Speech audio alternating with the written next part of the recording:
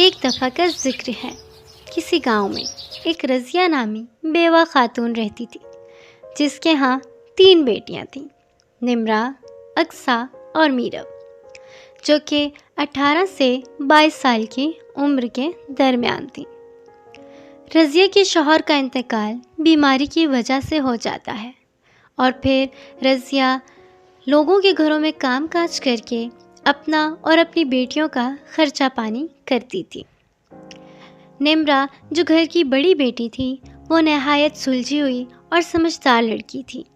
وہ گھر کے سارے کام کاج کرتی اور گھر کو سنبھالتی تھی، جبکہ اقصیٰ اور میرب دونوں انتہائی لاپرواہ اور گھمنڈی تھیں، جن کو ہر وقت شاپنگ اور آؤٹنگ کا بھوت سوار رہتا تھا، اور نہ ہی وہ گھر کے کام کاج میں دلچسپی لیتی تھیں۔ رضیہ ان دونوں کی وجہ سے بہت پریشان رہتی تھی۔ رضیہ ان دونوں کو سمجھاتی بھی رہتی تھی، مگر مجال ہے جو ان کے کان پر جوں رینگ جائے۔ ایک دن دونوں اقصیٰ اور میرب رضیہ کے پاس آتی ہیں اور کہتی ہیں، ماں، ہمیں 2000 روپے دے دو۔ کیوں بیٹا، 2000 روپے کیوں چاہیے تم لوگوں کو؟ ماں، ہم نے شاپنگ کرنی ہے، نئے کپڑے خریدنے ہیں۔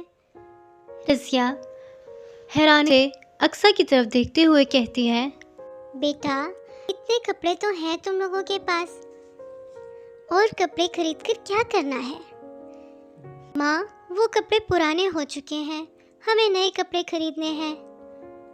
بیٹا، تم لوگوں کی بہن نمرہ بھی تو ہے، اس نے مجھ سے کبھی کچھ نہیں مانگا، اور تم لوگ ہو آئے روز کوئی نہ کوئی فرمائش کرتی رہتی ہو۔ بھلا میں اتنے پیسے کہاں سے لاؤں؟ میں تو خود لوگوں کے گھروں میں کام کاج کر کے مشکل سے تم لوگوں کا خرچہ پانی کرتی ہوں، اور تم لوگوں کی فرمائشیں ختم ہی نہیں ہوتی۔ ماں، نمرہ پرانے زمانے کی ہے اور ہم نئے زمانے کے ہیں، ہمیں ماڈرن دکھنا ہے، اس لیے ہمیں نئے کپڑے چاہیے، اب پیسے دے دو، بحث مت کرو۔ بیٹی، میرے پاس پیسے نہیں ہیں، میں کہاں سے لاؤں؟ ماں، تم تو رہنے ہی دو، تم سے نہیں ہو پائے گا، ہم خود ہی کچھ نہ کچھ کر لیں گے۔ دونوں یہ بول کر غصے سے وہاں سے چلی جاتی ہیں، اور رضیہ نم آنکھوں کے ساتھ ان کی طرف دیکھتی رہ جاتی ہے۔ اس کا سارا دن کام کاج میں پریشانی کے ساتھ گزر جاتا ہے۔ وہ اقصیٰ اور میرب کے بارے میں سوچتی رہتی ہے۔ کام ختم ہونے کے بعد وہ اپنی مالکن سے بات کرتی ہے، مالکن، مجھے اس مہینے کی تنخواہ پہلے ہی دے دیجیے، مجھے پیسے چاہیے۔ رضیہ، تمہارا یہ روز کا ڈرامہ ہے، تمہارا یہ ڈرامہ آج ختم ہی کر دیتے ہیں، تم کل سے کام پر مت آنا، مجھے تمہارے یہ ڈرامے نہیں دیکھنے، میں کوئی اور رکھ لوں گی۔ رضیہ جب یہ بات سنتی ہے، اس کی آنکھیں نم ہو جاتی ہیں، اور وہ شرمندگی کے ساتھ اور غمگین ہو کر وہاں سے نکل چلتی ہے۔ وہ پورے راستے پریشانی کے ساتھ سفر کاٹ لیتی ہے اور گھر آتی ہے۔ جب نمرہ ماں کی طرف دیکھتی ہے تو ماں کا چہرہ مرجھایا ہوا ہوتا ہے۔ نمرہ پوچھتی ہے، ماں، کیا ہوا ہے؟ رضیہ نمرہ سے کہتی ہے، بیٹی، مجھے مالکن نے کام سے نکال دیا ہے، اب گھر کا خرچہ کیسے ہوگا؟ کیا ہوگا؟ ہمارا تو کوئی کمانے والا بھی نہیں ہے۔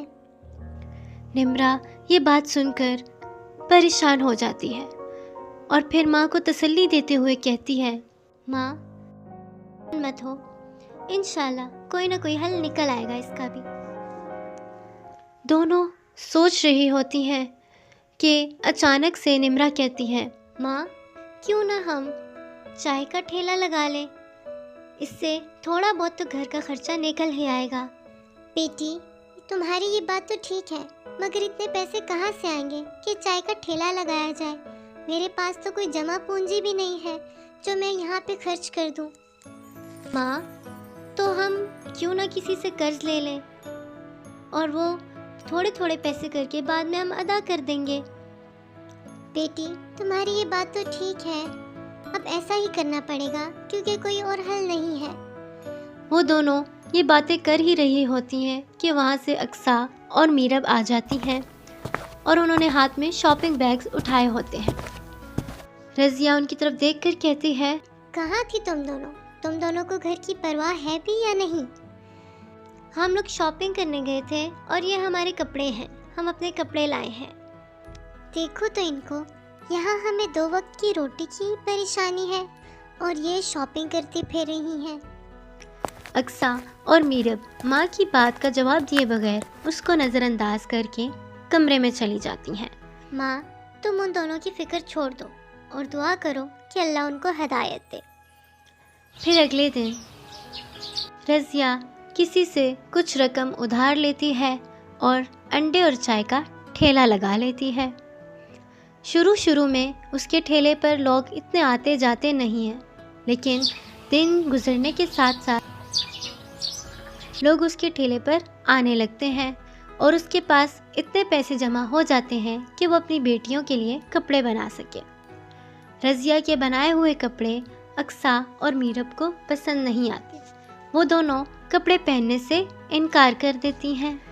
رضیہ پورا دن چائے اور انڈے کا ٹھیلا لگاتی اور لوگوں کو آوازیں لگاتی پھرتی، انڈے لے لو، گرم گرم انڈے لے لو، گرما گرم چائے لے لو۔ گاہک اس کے ٹھیلے پر آتے، انڈے اور چائے لیتے اور اس کی مزیدار چائے کی تعریفیں کرتے۔ رضیہ سارا دن کام سنبھالتے تھک جاتی تو اس نے اپنی چھوٹی بیٹیوں سے مدد مانگی، مگر دونوں نے صاف انکار کر دیا۔ وقت گزرنے کے ساتھ ساتھ اس کا یہ ٹھیلا دکان میں بدل گیا اور اس کی چائے ہر جگہ مشہور ہو گئی۔ ایک دن نمرا اور رضیہ بیٹھی باتیں کر رہی ہوتی ہیں کہ اقصیٰ اور میرب آتی ہیں۔ ان کے کپڑے پھٹے ہوئے ہوتے ہیں اور حلیہ ان کا بگڑا ہوا ہوتا ہے۔ رضیہ ان سے پوچھتی ہے، بیٹی، یہ کیا ہے؟ کیا حلیہ بنایا ہے تم لوگوں نے؟ اور یہ سب کس نے کیا ہے؟ ماں، ہمیں معاف کر دو، ہمیں ہمارے کیے کی سزا ملی ہے۔ ہمیں بہت تکبر تھا اور ہمیں اسی کی سزا مل گئی ہے۔ لیکن بیٹا، ہوا کیا ہے؟ ماں، آج ہم واپسی پہ گھر لوٹ رہے تھے تو کچھ لڑکوں نے ہمیں چھیڑا۔ یہ انہی آوارہ لڑکوں نے ہمارا حال کیا ہے۔ ہم آئندہ گھر رہیں گی اور گھر کے سارے کاموں میں تمہاری مدد کریں گی۔ رضیہ یہ بات سن کر بہت خوش ہوتی ہے اور ان سے کہتی ہے، بیٹیوں، مجھے خوشی ہے کہ تم لوگوں کو اپنی غلطی کا احساس ہوا۔ دیر آئے پر درست آئے۔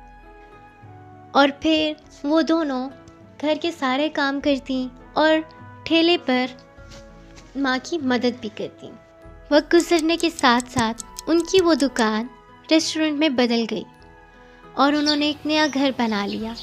ان تینوں بیٹیوں اور ماؤں کی محنت سے ان کے حالات کچھ ہی عرصے میں بہت بدل گئے۔